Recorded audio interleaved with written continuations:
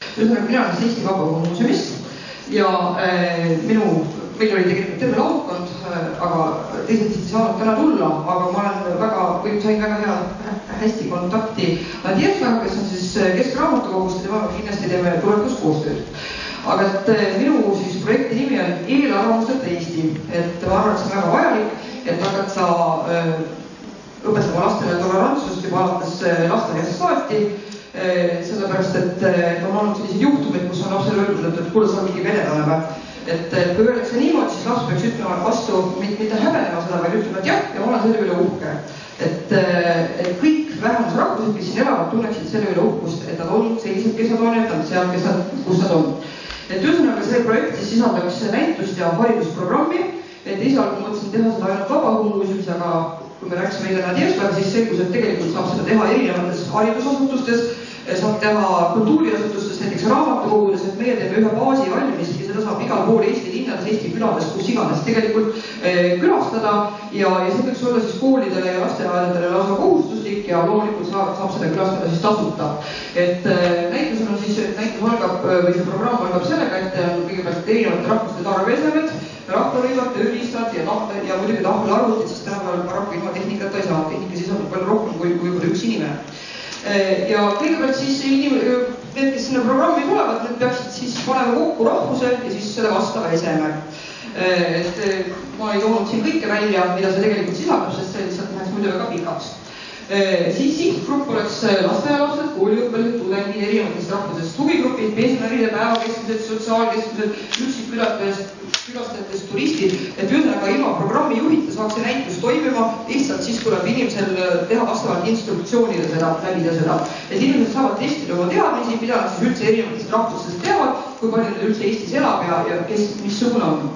Ja haridusprogrammi on läbi siis programmi juhid, üks nendest on eestlane, mina ja üks vähemusrahvuse esindaja. Et erinevaid vähemusrahvuste esindajaid on siis ja projekti teostamiseks siis etapilist läksid, et ühesõnaga erinevad etapid, et programmis osalema erinevad esemed paigutamale, siis teine esemed paigutama õige riigi juurde.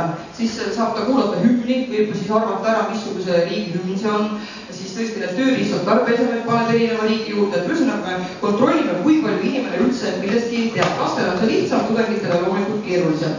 Siis jagatakse needskond gruppideks, iga grupp saab tahvelarvuti. Arvutist ta saab siis kuulata 10 inimese lugu, et need lood muutuvad, et me võtame erinevaid rahvusi siis järjest juurde ja siis inimesed räägivad siis, mis neil Eestis meeldib, mis ei meeldi, mida nad siin kogenud on, kus nad sündinud on, ühesõnaga inimese elulugu. Ja seal on siis kindlasti ka üks eestlane, seal on kindlasti üks väliseestlane, kakskeelne inimene, mitmendat põlve siin elab venelane ja viimase 10 aasta jooksul siia kolinud venelane. Tahvel arvutis saab vastavalt rahvusele kuulata, et siis lõpuks siis nad saavad seal arvutis ka kuulata, mis siis on tegelik, et mis siis vastas nende arvamusele ja mis siis tegelikult ei vastanud. Ja nagu juba rääkisime, see erineva rahvusastmega, tudengitel on siis ka saanud teada riigi poliitilisest olukorrast rohkem, näiteks naiste õigustest, majanduslikust olukorrast, sõjalisest olukorrast.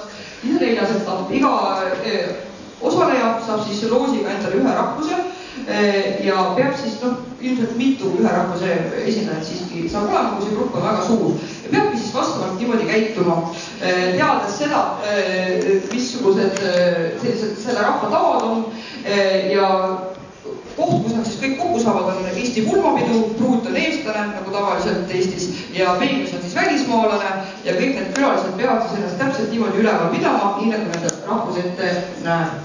Siis ja peale seda loomulikult järgneb siis arutelu, et mida keegi sellest siis parasjagu õppis. Projekti teostamiseks vajame tahvelarvuteid, tõlkeabi, programmijuhi töötasusid, mina ei vaja töötasu, ma saan muuseumit töötasu, aga teise inimese töötasu. Kompetentsi abi, sest me ei tunne kõiki rahvuseid ja ei tea nende tavasid väga hästi. Programmeerijad, videokaamerad, endal on veel olemas soov ühiskonda tolerantsemaks muuta, näitusruumid, üks programmijuht, vähemusrahvuste kontaktid ja kogemus. Ja näitus saab Eesti Vabaõhumuuseumist rännata erinevatesse linnadesse, alevitesse, et kuhu iganes ja meie siis pakkusime väljaõpet, mida see programmi juht siis peaks inimestele tegema ja õpetama. Ja ühiskonnale mõju oleks siis niisugune, et inimesed saaksid teada, miks erinevad inimesed meie keskel elavad, kes meie keskel elavad, mis on meil nendega sarnast, mis erinevast, miks me peaksime olema tolerantsed, mis tunne olla teisest rahvusest, ja seda, et eelarvamused ei vasta tihtipeale tõele. Programmi näitus läks valmis 2018. aasta kevadel ja seda siis tõesti igal pool üle Eesti külastada raamatukogudes, miks mitte ka ministeeriumites, et tõesti siis seda Eesti ühiskonda natuke tolerantsemaks muuta ja see lõimune oleks kahepoolne. Aitäh!